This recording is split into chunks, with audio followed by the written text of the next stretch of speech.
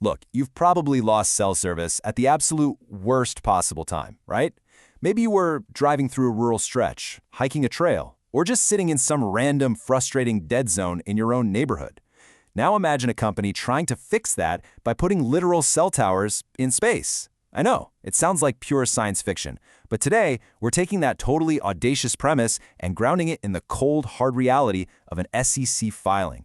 Welcome to the EDGAR brief. Today we're cracking open the Q1 2026 10Q filing from AST SpaceMobile, ticker symbol ASTS, and we're translating their dense financial realities into plain English. Just a quick note before we jump in. We're independent, not SEC affiliated, and definitely not financial advisors. We use AI to help summarize these filings so errors can happen. Always verify on sec.gov before making any money decisions. Okay, here's the docket for today's reality check. We're going to cover their business model, the financial scorecard, the moat check, reading between the lines, real risks, and finally, the bottom line. All right, part 1, the business model. Translating the sci-fi into hard math. Let's start with the absolute basics. How does this company actually plan to make money? Like, what do they sell and who exactly is buying it? Well, they aren't selling phone plans to you and me. You're never going to walk into a store and buy a monthly AST SpaceMobile subscription. Instead, they're building a massive constellation of low Earth orbit satellites, which they call bluebirds. Think of their business model exactly like a toll booth in space. They're building the infrastructure up in orbit. Telecom giants, we're talking mobile network operators like AT&T and Verizon, will pay a wholesale toll to route your phone call or your data through that space tower whenever you drop off the terrestrial grid. So it's purely a business-to-business play.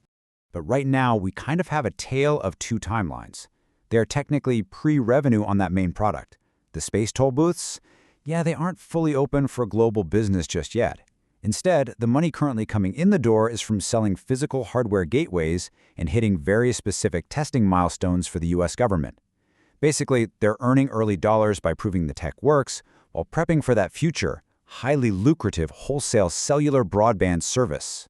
Moving on to part 2, the financial scorecard, the numbers that actually matter. Let's look at the cold, hard math of their Q1 2026 balance sheet to see if the reality matches the grand vision. First question. Are more dollars actually walking in the door? Actually, yes. Revenue jumped massively, from just $0.7 million in Q1 of last year to a whopping $14.7 million in Q1 of 2026. That is a massive percentage jump, driven mostly by those gateway equipment deliveries and government contracts we just talked about. But here is where the rubber really meets the road. Building space toll booths is not cheap. Their operating expenses hit $164.1 million for the quarter. And if we look at free cash flow, the real cash left over after running the day-to-day business, it is deeply negative. Why? Because you have to subtract their massive $261.6 million capital expenditure. Capital expenditure, or capex, is the real money they spent actually building and launching the physical satellites and outfitting their factories. You know, profit can sometimes be an accounting fiction, but $250 million in cash leaving the building to build hardware, that is very, very real. So, if revenues stopped tomorrow, how long until lights out? Well, to survive that intense cash burn rate, AST SpaceMobile has built a massive margin of safety, almost $3.46 billion in cash, cash equivalents, and restricted cash. They are absolutely a cash-burning machine right now, but they have an exceptionally large fuel tank to keep the engine running while they build out the network. Part 3, the moat check. What protects them?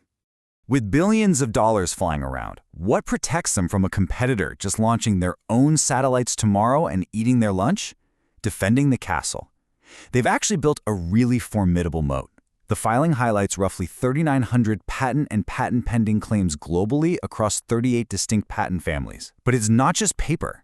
It's exclusive rights to use specific mid-band spectrum. Those are the invisible radio waves needed to transmit data back down to Earth. Plus, they've built over 500,000 square feet of dedicated manufacturing space. It is incredibly hard for a competitor to replicate those patents, get the complex government spectrum licenses, and build the physical factories. It acts a lot like an exclusive license to operate in this new frontier. Section 4, reading between the lines. Let's dive into management's discussion and analysis. Now let's dig into the MD&A. That's management's discussion and analysis to see what's actually happening behind the scenes and what management is really emphasizing. We noticed a huge win buried in the text regarding their commercialization sequence. Back in May 2024, Verizon agreed to a $45 million prepay. Think of it kind of like prepaying for a multi-year gym membership before the gym is even fully built, just to guarantee your spot and help fund the construction. Well, that $45 million just became due right now because AST successfully secured the necessary regulatory approvals in April 2026. That is real cash, validating their progress and proving the telecom giants are taking this incredibly seriously. We also see management heavily emphasizing a very specific target, deploying approximately 45 Bluebird satellites into orbit during 2026. They've officially moved from the research and development phase firmly into the heavy manufacturing and launch phase. This is a massive operational leap. Pushing 45 satellites into orbit in a single year? That is the absolute definition of a make-or-break milestone that we need to watch closely. Section 5. Real risks and red flags. Because, well, what could go wrong?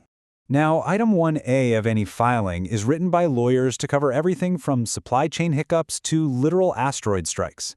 But let's separate the boilerplate from the real, immediate risks to this specific business. Remember that beautiful $3.46 billion cash pile we talked about earlier?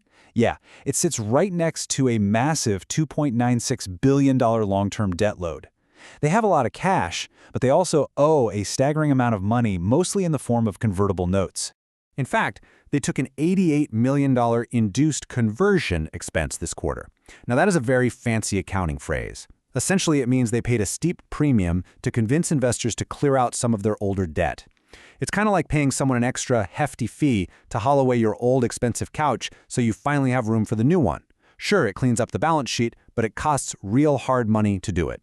So the core risks here aren't asteroid strikes. The real red flags are that astronomical debt burden of nearly $3 billion paired with a $261 million quarterly capital expenditure burn.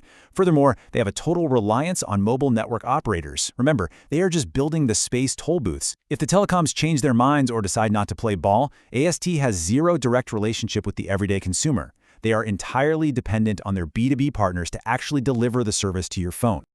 Finally, Section 6, the bottom line. Our verdict and what to watch. It's time for the verdict. AST SpaceMobile is an audacious, pre-revenue infrastructure builder.